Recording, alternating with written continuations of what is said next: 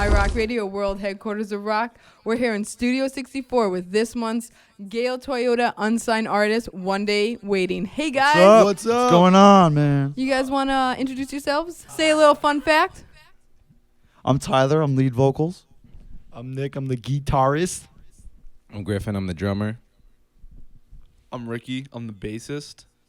So what was the inspiration for the song Fair itself?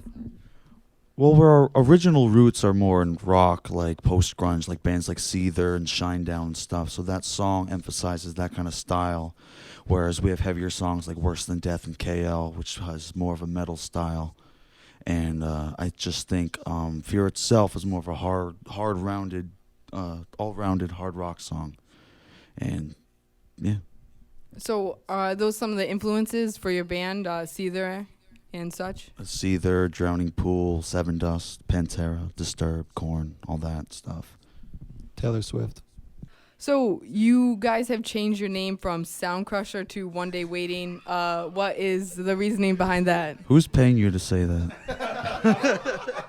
So what's the story? What's You guys know what the internet is, right? How did you find that? Still on there? You have a website. We've literally deleted like anything we could.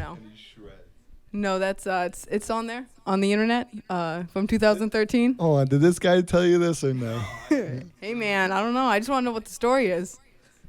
All right, so we were really young. We didn't know much about music. Well, we still don't. But it was Tyler, Ricky, me, and my cousin Connor at the time. And we just jammed. Thought we were good and would play out a lot, which we did learn a lot from that experience. But then we were more like metalcore then, and then we decided let's stop doing this and work as musicians to get better, and then make a new band with what our true roots are, like Seether, Seven Dust, Pantera, stuff like that. Mm-hmm. Well, you still crush that sound. No. Where are you getting this from? The internet. Are you serious? Yes. Holy shit. You swear to God you didn't tell them? I swear to God I didn't tell her anything. What's funny though is Sound Crusher is pretty much like a meme of the valley we used to play in.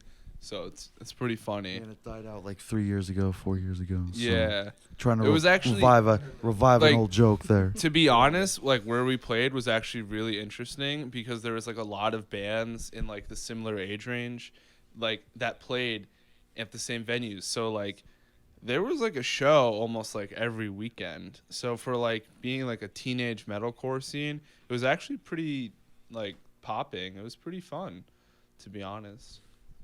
So you guys are from New York. You just describe that a little bit, because most bands that we've had on here is from Hartford. So describe what it's like to be a band in New York. Well, Ricky over here is from Pennsylvania, so we don't really like him. But at least for me, I grew up, I always had music around. But in terms of rock and heavy rock, there wasn't too much going on. There wasn't too much going on around where we grew up, so I kind of had to work myself into it, as opposed to going out to shows as a little kid, seeing heavy rock and growing up with it. I grew up with a lot more kind of jazz and stuff in my house, but I kind of transitioned through my own tastes, just finding stuff online, and then I met up with these guys and kind of just took it from there. So you guys have been on some tours with some bigger names, right? Yep. You want to talk about who is the biggest name for you, and do you have any fun stories? Oh, we have too many. We went on a tour in August with OTEP, Dull Skin, and Fire from the Gods. We went from New York all the way down to California. It wasn't the whole tour; it was only a part of it.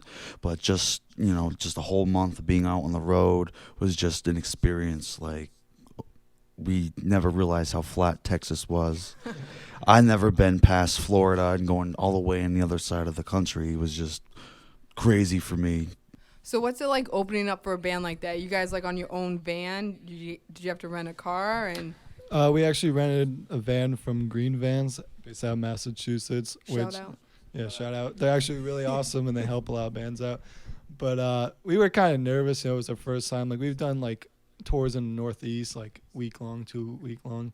And so like going down south and out west, we were kind of nervous, especially sleeping in a van, but we actually ended up loving it, and it was comfortable every night, like sleeping at rest stops and Walmarts. It was awesome. So is that what the other bands did too? You guys just like sleep like Yeah. in parking lots and whatnot? Yeah, I mean, most of them. I mean, OTEP has a huge tour bus, so, they probably slept at hotels most nights, but we're not, rock stars yet.